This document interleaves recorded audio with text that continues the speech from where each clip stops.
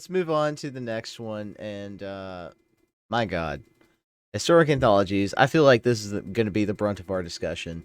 What do we have a cycle of lands here? We do. Yeah. All of them have not been spoiled yet. The ones that haven't are Nurturing Peatland and Silent Clearing, but Waterlogged Grove, Fiery Islet, and Sunbaked Canyon have been. So, assuming that this whole cycle is coming, Nurturing Peatland and Silent Clearing, we could just go through those first. Basically, they're the enemy Horizon Canopy lands from Modern Horizons 1. These all will see play. These are wonderful lands, especially for Fiery Islet for Wizards, Sunbaked Canyon for Burn, and Nurturing Peatland for any green-black aggro deck, possibly for combo decks, and Waterlogged Grove, possibly for Merfolk, which we haven't seen much of. I think it's a turn too slow, but maybe it's because if they don't draw company, they kind of like go somewhere. Yeah, They don't have a I lot play of that one drops deck. or whatever. I So. play that deck for funsies. Yeah, I feel that. But anybody got anything on the lands outside of what I've already said? No. Just good lines overall. That's it. Yeah, these lands are wonderful, and I hope they eventually make the allied ones, because all you have is Horizon Canopy, obviously. All right, so What do we have up next? All right, so Warren Powerstone, 3 colorless artifact originally from Urza Saga. Warren Powerstone enters the battlefield tapped. If you read that, it says comes into play tapped. That's old version. All right, tap, add 2 colorless mana to your mana pool. For those who see the old version, it says play this ability as a mana source. For those who don't know, for a time from I think it was before Saga, but from Saga all the way to Marcadian Mask, mana source was its own thing. So like if anything produced a mana, it was a mana source. So like there was a ruling, I don't know if it was specifically for this, but it was the one that I remember the most, is that there was a question between how Dark Ritual interacted with Nethervoid, and the way it works is that the way it worked back then is that you can cast Dark Ritual as a mana source and pay for another card or whatnot, because it didn't count as an instant or sorcery. It was a mana source because it was an interrupt at the time. That's very interesting. And on the Marcadian Mask Dark Ritual, it actually says mana source on it, not instant or sorcery, which is obviously errata now. All instant and sorceries or interrupts or mana sources are now instant and sorceries due to condensed wording and ruling. But back then, that's what mana sources were. Anyway, Warren Powerstone, we have a bajillion of these 3-drop mana sources in Historic. This one enters the battlefield tapped. I don't know outside of colorless that this will see play, but if you want to accelerate to 6, the majority of your 2-drops that tap for 2 mana are usually colorless. They're 2/1s, or they're 0/1s, or they're 1/1s, and they die to literally everything. Warren Powerstone doesn't. So this might actually see play, considering that it doesn't die to any removal, like, any red removal besides a Braid, obviously, and it doesn't die to push or, go for the throat or stuff like that. So this might actually see play, and this is not me trolling. Okay, fair enough. Anybody else want to grade this one? I mean, Go ahead, Luis. this is for Tron principally. I think that is the Oh, yeah. intention is like make a better mana spot for 3 mana for Tron. I will play it in Tron. Yeah. What's the next card we got up there? All right, so we got Acidic Slime, 2 green, 3 colorless, Ooze, 2/2 Death Touch. When Acidic Slime enters the battlefield, destroy target artifact, enchantment, or land. This is a boomer card way back when they were using Acidic Slime as sideboard cards for artifact and enchantment hate. And then we had some Gruul land destruction, where this was a curve topper or not curve topper, but an additional way as a creature and threat that also hit lands. So you'd Stone Rain the opponent on 2 with land, mana dork, land, Stone Rain, or any 3 mana land destruction spell. Then 4 mana, anything from Creep Big Mold to Goblin Ruin Blaster or whatever to hit it on 3.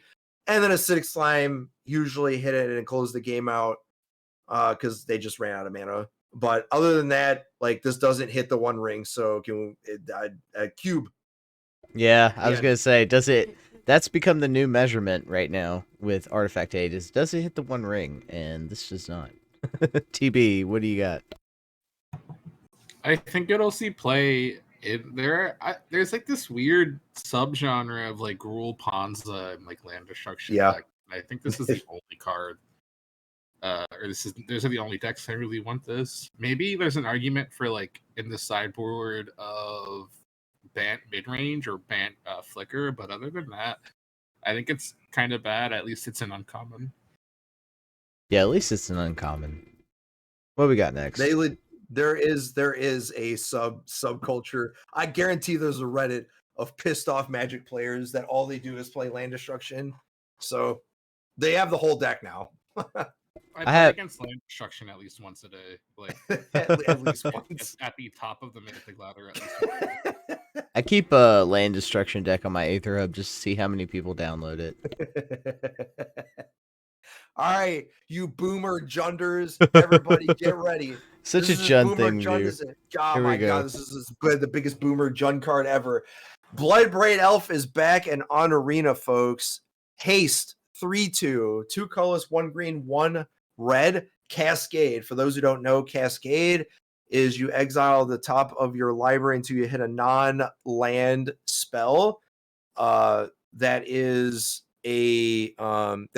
less than the mana cost or mana value of the card that you cast from Cascade. So, for example, Bloodbraid Elf is 4 mana value.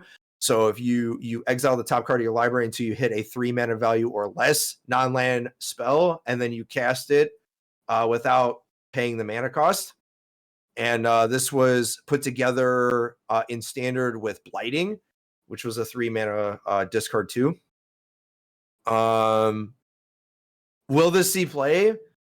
I have no idea. I assume it will, because this basically brings back the Boomer Jund of 2010 in Modern, where you now have Bloodbraid Elf, you have Liliana the Veil, you got Thoughtseize, you got Fatal Pushes, and you got some Modern Horizons cards in here. So you basically have the whole Jund deck on Arena, sans some banned stuff. Other than that, I don't know what else sees play with this card specifically in Historic. I'm sure there is more than that, just like of the top tier stuff. Gruul Charm is probably loving this right now. TB, would you have anything for us? Yes. I think Bloodbraid Elf is the missing component for those like really bad Gruul artifact decks to start seeing play. I think Bloodbraid Elf is going to put them at minimum into like tier 3, and I'm not joking at all. I really, really, really think we're going to see like a tier 3, like absolute horrible, but at least tier 3 playable Gruul artifacts deck in Historic with Bloodbraid Elf. I think that's fair. It's good. It's also a 2/3. It dodges Bowmaster, so it also has haste. So I mean, haste is fun. Also, get Stone Rain. We have another cycle coming up here. Is the Titan cycle confirmed or not? Because I've been hearing back and forth all day. The last one was spoiled today, or like last night at the very last minute.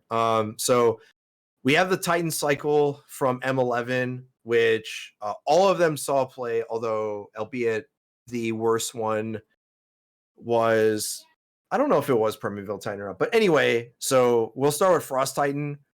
4 colorless, 2 blue, 6/6 giant. All of them are 6/6s, by the way. And they're all giants, interestingly. Frost Giant, when Frost Giant becomes the target of a spell or an ability an opponent controls, counter that spell or ability unless its controller pays 2. So basically, ward before ward was cool.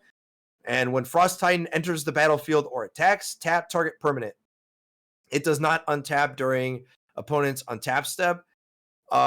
Frost Titan to me is probably one of the better ones because it can just lock down the One Ring. I know they all cost 6, but like 6 is not out of the question in this format because as long as you're scaling and you're keeping parity with the opponent, like you'll get to 6 mana. The problem is you have to scale with them because if you don't, you're just going to get buried and the game just ends. So Frost Titan actually is kind of annoying for the Rakdos deck specifically because it's like, yeah, they have removal, but do they have the right removal at the right time? Dodges push, yeah, it can get Thoughtseize, but so does everything else. It locks down the One Ring, and they can't really gain the card advantage with it. And if they don't have the One Ring, then you're just getting something else with it. So I actually like this Titan specifically. Yeah, I feel like, and maybe you guys can agree, disagree, but I feel like its value has been raised in light of Lord of the Rings. What do you guys think? We'll move on to Primeval Titan here. About Frost Titan specifically? Yeah, just Frost really Titan good. specifically. Oh, I think it's really good. I think they're all really good. Yeah, it hits the One Ring, so it's fine. Exactly. All right. Any other? What? Just to hit One Ring and then it's playable. Yeah, that has definitely become a question worth asking. Primeval Titan. All right. What do you guys think about grading these Titans all together? Are there any other ones that are relevant at this point? Primeval Titan specifically, I'm asking. So I'll read it. Primeval Titan is a 2. So all of them cost 6 mana. 2 green, 4 colorless, 6/6 giant trample. Whenever Primeval Titan attacks or enters the battlefield or attacks, you may search your library for up to 2 land cards and put them on the battlefield, tap, then shuffle. So in Modern, obviously, Titan, Amulet Titan is a deck. Primeval Titan was very good in Standard just because it was so annoying to deal with and accelerating because also Primeval Titan was also with Valakut. So like it was always good. The issue comes in Historic where there's not any of those lands and field is banned. So the only real thing about Primeval Titan is what deck wants this, and really, and I know TB alluded to it before, and I sort of already was like partially on it, but I didn't know if it was actually a thing. But I built a deck with it, and it actually seems legit, and that's with gates. So you can accelerate with gates with Primeval Titan, right? And when it enters the battlefield, you go get 2 gates. But then when you attack, you also get 2 gates, right? So like you kind of do this thing where you Circuitous Route on like 2 or 3, and then you Primeval Titan, and then you attack with Titan, and then like the game just ends because you like have Maze's End. Primeval Titan seems better than expected. It's just specifically for that. I don't know if this is going in the Nykthos deck, but I imagine they'll play it because if you, for some reason, like on turn 4 or 5, you don't have Nykthos yet and you're kind of like stuck, then you can like sort of like use Primeval Titan for that. But other than that, there's like no other lands that I want to see with this. But people are going to look at it and go, there's nothing, there's no like no Valakut, no field, so this card's bad. And it's just like, I don't necessarily think so. I think this card's actually good. I was going to ask everybody else basically, Optimal, and then I know Luis and TB as well. Optimal, what are your thoughts? On Primeval Titan specifically, or the cycle as a whole? Well, the cycle and then Primeval. Okay. I mean, Primeval Titan, well, I guess I'll go in reverse order. I mean, Primeval Titan is always good. So it's probably always going to be the best in the cycle as a whole. Just the ability to go grab utility lands is massively important. But if we're talking about a whole, I mean, Primeval Titan is good. Frost Titan does have the upside of the One Ring, but I don't know how often that's going to come up, but maybe it comes up. How? Because Sun Titan used to be very good, right? But like that's been scalable over the years. So I guess my question is, how good Sun Titan in Historic? Yeah, that's a good question, and we can pass that along to everyone else. TB, what were your thoughts on the specific Titans, but the cycle as well? Sorry, I was picking up my dog. I think like I said last night, and like what John said, like gates are always kind of like edging on tier 3. I think Primeval Titan's enough to make gates, specifically Teamer gates, like a playable deck again. I love gates in Historic. I'm excited to play, so just ramp into Primeval Titan really early. But other than that, I don't know. They're all good targets in like domain reanimator decks, like especially Sun Titan and Inferno Titan. But I don't know. Well, I think we're gonna have to see with like the whole cycle. But Primeval Titan and Sun Titan for sure are definitely playable. Like as the format stands now. Fair enough. Fair enough. This makes me just want to comment real quick, and we don't have to make it a whole thing, but I wish they had the bringer cards, the bringer cycle. Oh, Bringer, the Blue Dawn, Black Dawn. Those cards are so cool. Yeah, specifically those. I'm sure we'll get them because they're very like they're like EDH staples. I don't know if they are now, but they were like a while back because they're like all nostalgia and all that. And I used to play them like when I was big into EDH back when. Yeah. Let's go ahead and shift into the next card that we don't have to talk about Echoing Decay. I know that's kind of a... Unless anybody really has a comment and they want to play devil's advocate. I don't know that... Well, so we'll get to that. We'll get to... Okay, we'll get to that then. So Sun Titan is the next card because we're skipping Sunbay Canyon because we already talked about the lands. 2 white, 4 colorless, Vigilance, Giant, 6/6. Whenever Sun Titan enters the battlefield or attacks, you may return target permanent card with converted mana cost. Now it's mana value 3 or less to the battlefield, from your graveyard to the battlefield. Excuse me. So Sun Titan, like we've already said a billion times, but we're going to keep saying it. All the Titans are good. Sun Titan's the white one, and the mainstay of Sun Titan is sort of like your curve topper in like blink strategies and bouncy effects and stuff like that. It can hit lands in a pinch. So like if you ever get to 6 mana, you grab like Field of Ruins and stuff like that. It doesn't come up often, but it does happen. But usually hitting 3 mana permanents, like Liliana of the Veils or any type of Planeswalker or permanents or whatnot. I don't know specifically what deck wants this outside of the Blinky decks in Historic, but Sun Titan might just be a whole deck on its own. It might just create a whole new archetype. And that's what's so cool about these anthologies is you don't know until you start playing with the cards. And the thing that are cool about the Titans is you can accelerate into them.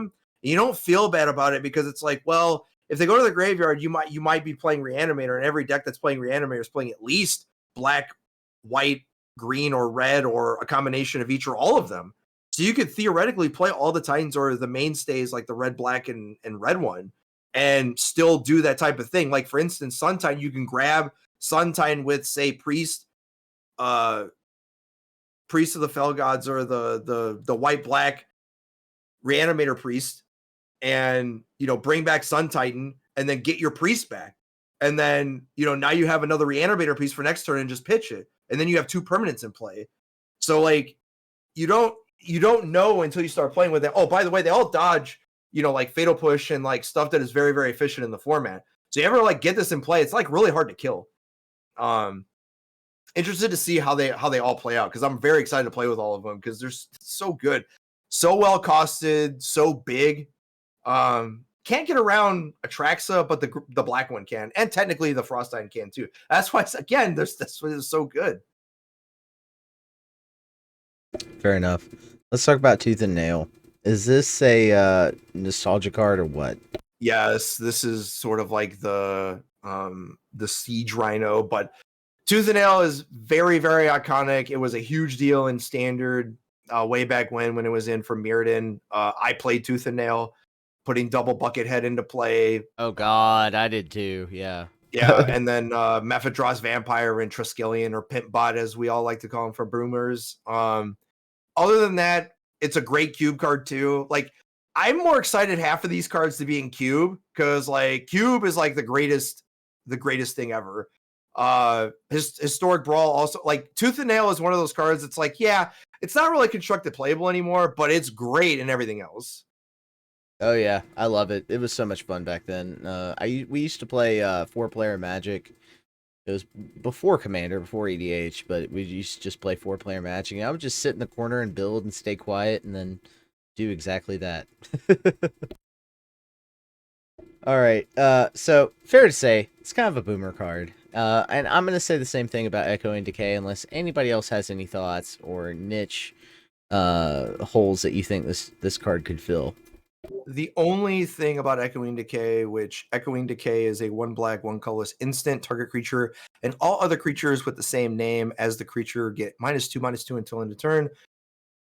It was a thing for tokens when tokens were a thing. Other than that, it's really outmoded because you already have like permanent based ways to deal with tokens like Virulent Plague and stuff like that. And there's better ways to do it. So like Echoing Decay is -2/-2 for creatures with the same name, but you have like Legion's End.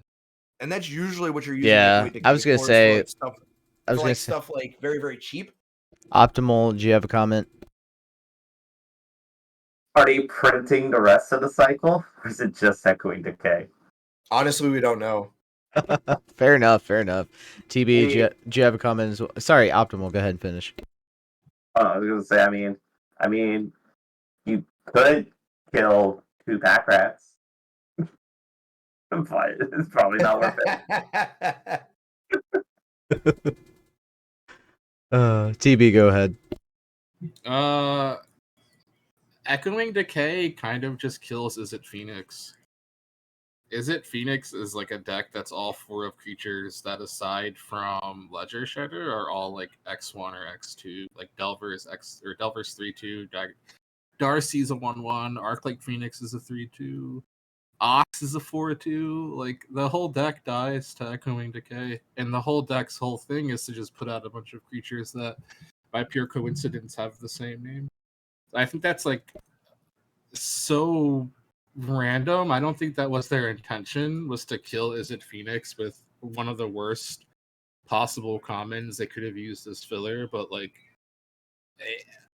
I don't know. It's just weird. I saw that get printed and I was like, did they print that for Phoenix hate? And then I found out that it was just intentional filler.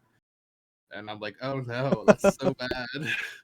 It As really if does. Phoenix- It kills everything in Phoenix. Like they have to completely sideboard in. Like the Cackling Drakes have to come in. All their creatures that die to Echoing Decay have to come out because just Yeah, because the one majority of spell the decks are isn't not getting playing. good enough. Yeah. Because the majority of the decks are not playing Shredder anymore. Like they're just playing like all these X1s and Yeah. X2s now. Which is kind of Wild. funny. It's if so if weird. Phoenix was already a tier 2, tier 3, well now it's not even a deck anymore. That's hilarious, actually. It's not. It's crazy. Like I didn't see anyone talk about that either. Huh. This comment just destroys Is It Phoenix. Wow. Totally Interesting. intentional, I bet. Talk to us about the next card. What we got up next? Oh man, Boomer all the way. Wild Nakato chat. Casters. 1 green. Cat Warrior. 1/1.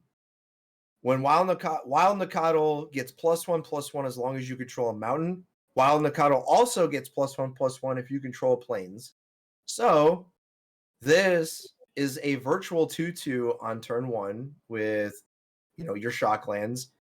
And possibly a 3/3 on turn 2. But the main thing about Wild Nakato is it was one of the best 1-drops to be printed in a very, very long time, and it held that standard for a very, very long time until being outmoded in modern, where the 1-drops are absolutely insane. And I'm not sure how good it will be in Historic, but like it's a 3/3 for 1, or excuse me, a possible 3/3 for 1. And since everything dies to push anyway, there's not really that big of a deal to just have like this 1-drop that gets, that can push through a Crucius. So like, yeah, it dies to push, but like everything does. So you don't really care. You're putting it on 1, so it eats a push, or man, if it eats a go for the throat, you're happy because it clears the way for everything else. So maybe the recent cycle of lands, which have the basic land types on them, help this out a little bit. I don't know. But yeah, it has Savannah Lion energy for me. I feel like it's going to be a 2/2 most times. well, so along with another card we'll talk about later, but the Zoo deck way back when is something that might actually see play, like, you know, some Gruul Burn, some Naya Burn, some Naya Zoo, some 5-color. Like, while Nakato opens up a lot, that's not to say Fair that. enough. And also, Fair enough. Turtle Box also was on a Jund cycling variant where they're cycling like island cycling and mountain cycling and playing these creatures and spells that cycle for 1, and you go get a land. Well, the island cycling counts for triomes, so you can go and cycle it up, grab a triome, and now your Wild Nakato is a 3/3 on turn 2, albeit you only have 1 land untapped on turn 2, but you know, you still have a 3/3 in play on turn 2, which you're already getting anyway. So this will definitely see play. Fair enough. All right. If nobody else has a comment on that one, we'll move on to the next card. Pull out the jet mirror card. Yeah. Oh yeah, yeah. I think this definitely sees play in the Jetmir Rebels Rebel decks or Rebel. whatever. Uh-huh. Yeah. Yeah. All right. So if you haven't felt the boomer energy yet, hold on to your seats here. All right. 2 blue, 1 colorless, 3/1 fairy wizard legendary creature, flash flying. Vanillian Click. When Vanillian Click enters the battlefield, look at the top, look at target player's hand. You may choose a non-land card from it. If you do, that player reveals the card, puts it at the bottom of their library, and then draws a card. So Click was one of the first cards to do this, where it's like basically a concealing curtains for the newer players. But this is a 3-drop with flash 3/1. This was, man, oh man, was this card good. More for the fact that it had flash and it had evasion. So at any point, like, there are certain times where you just gas this on 3 and then a couple counter spells to protect it, and the game just ends. So like, it's very fragile. It does unfortunately die to Bowmasters. But if nothing else, this should bring a lot of nostalgia to anyone that's ever played with Vanillian Click. And boy, oh boy, is it one of those cards that I'm sure that historic players that have been playing for a while will play it. I'm sure that I will. But man, does this card bring back a lot of memories. Oh yeah. What decks does this slot into right off the rip? So Altheriax had a blue-black control deck that was playing a, not flash, but basically like playing like Brazen Borrower. I think in the general context, I think Borrower is slightly better than this, but you can convince me that this is better in tandem because he was also playing Bowmasters. So like, usually with Click, you're playing a blue-black variant over like blue-white or any other blue, because you're doing this thing where you're like, you thought seize them on 1, you kill their thing on turn 2, and then you click them. So they're sort of like low on resources because they're like interacting with you. So like, Click takes their second best spell and then it replaces it and hope they draw a land. So you're kind of like ahead, like really ahead. And with Bowmaster, it's kind of like in Historic, there's a lot of X1s. So like, you thought seize them on 1, you like Bowmaster their 1-drop on 2, and then you click them, and now they're like really, really light on resources, and you're ahead. So like, I think this might be better in a Bowmaster type Altheriax blue-black control build that like tries to control and tempo them better than, say, you know, Brazen Borrower does, because they'll eventually get the card out anyway. But like Click does all that for you. So that's the only deck that I can see. This is also a wizard, so maybe wizards play it, but I think it costs too much for them. Yeah, I was gonna ask that next, but you answered my question. Hell yeah. Okay. We got a couple Titans coming up, and then more of the land cycle cards. Do we want to say anything about the Titans?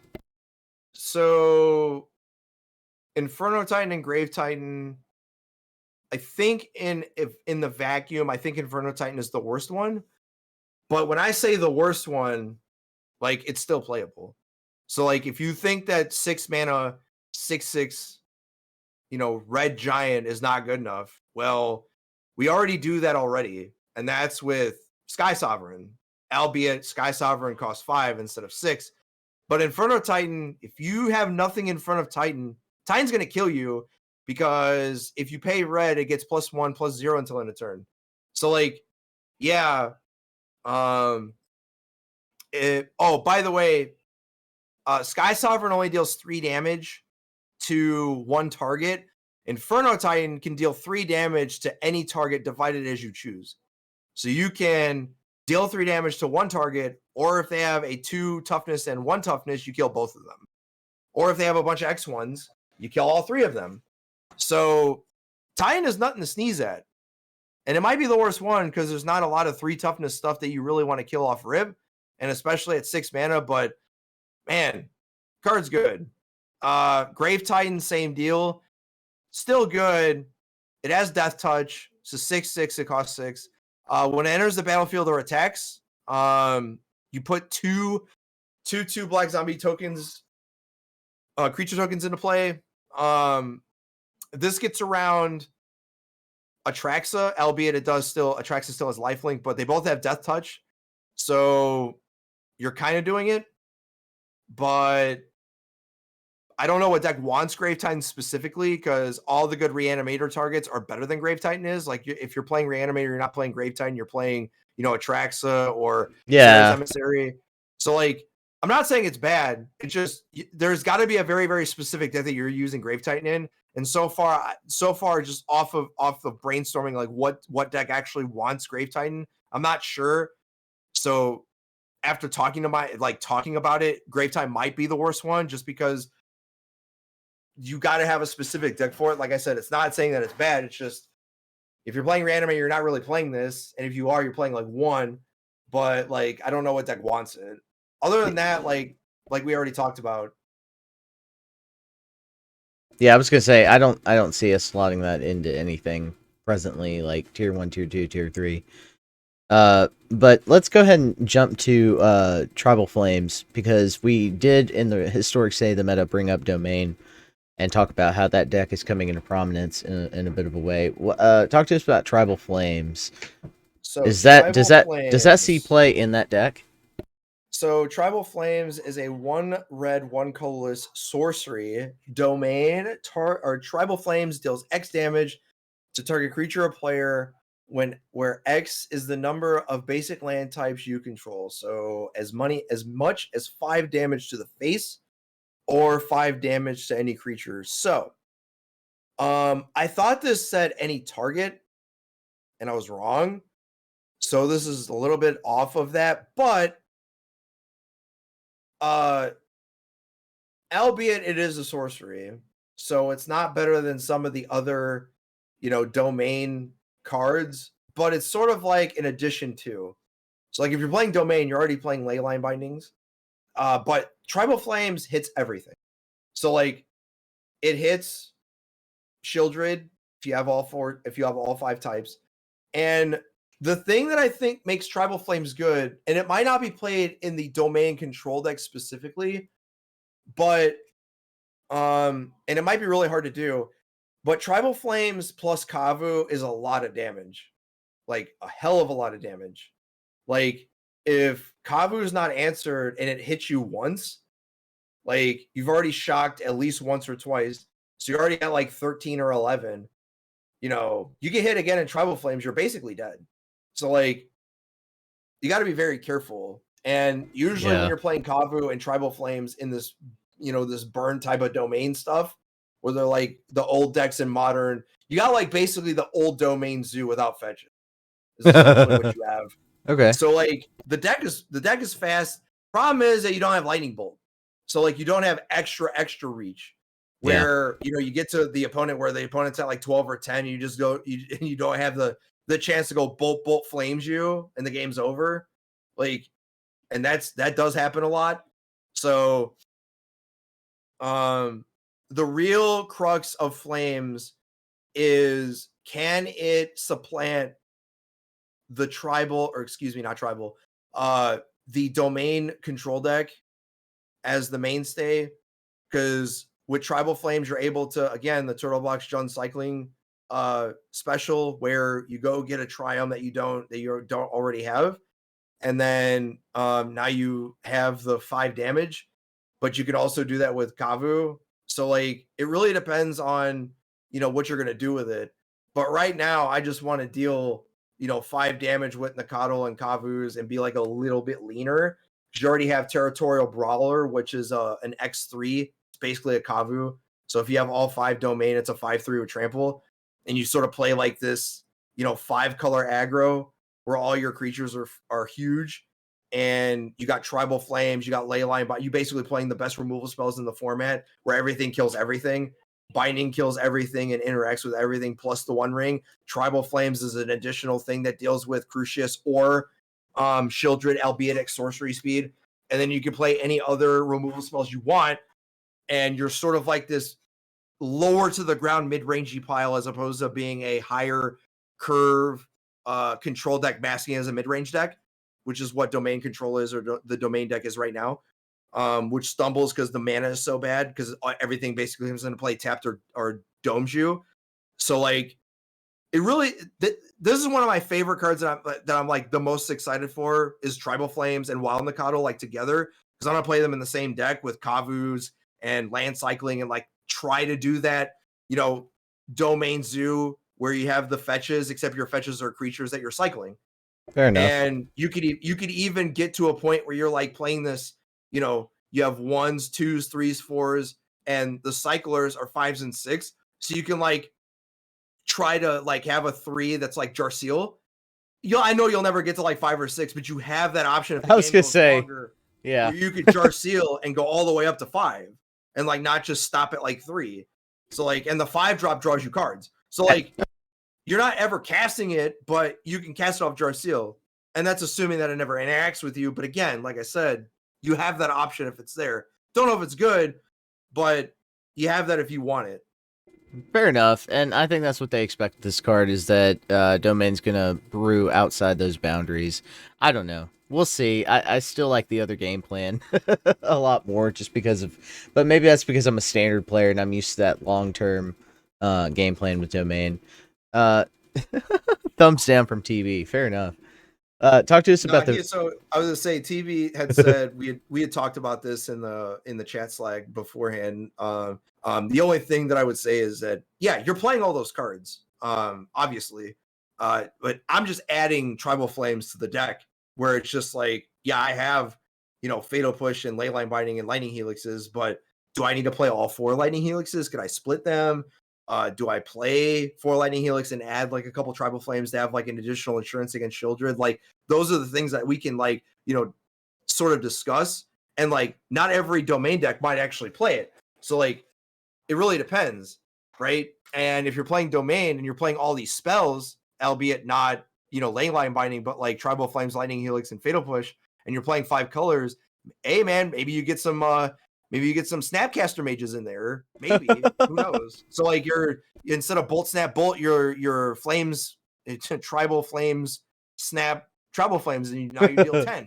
So like, I'm not saying that's good. Build it. There's so many things you could do. Not saying it's good. Just yeah. Go ahead, like build it. Tribal Flames is like my favorite. Yeah, that's like my favorite thing. That's what I love about this. Just go ahead and build it, and we'll see. We'll see how it does. I definitely brew with it. Talk to us about our final card here, and then we'll do a little round table on our favorites. Mortapod filler. Yep. God. Yep. All It's right, filler. Mortapod. Just read it to us. All right. Mortapod, 2 colorless equipment artifact, living weapon. Living weapon, for those who don't know, when it enters the battlefield, you get a germ token 0/0, and excuse me, and then equipped creature, and the equipment goes onto the germ token. Equipped creature gets 0/0/1 and has sacrifice this creature. This creature deals 1 damage to target creature or player equipped to. I said filler because this card used to be good, as in standard, because there were a lot of X1s, and but that was really it. In historic, you already have like sacrificey things, and there's already a card that I've been trying to get to work, like way back when, before a few sets ago, when they added it, and that's Perilous Mirror. And it's basically the same thing, except Perilous Mirror deals 2 damage, albeit as a 1/1. But Mortapod is an equipment that's like way past its prime, past standard and past extended. I'm sure somebody will play it. Like, I'm sure it'll be a cube card. I'm sure it'll be played in Historic Brawl. I just don't see it in Historic. Yeah, it's a sacrifice outlet, but again, you have to pay 2. So, All right, cool. All right, guys, that's it from everybody at the MTG Rebellion. Thank you guys for watching. We're going to turn this into 2 episodes. It's definitely worth the content, exploring both Explorer and Historic. So thank you guys. Go check us out on Spotify and YouTube. Check us out Wednesdays for the Streamer Showdowns every week. And so from everybody at the MTG Rebellion, as we always say, untap, upkeep, resist. resist. Good night, everybody. Good night. Good night. Good night.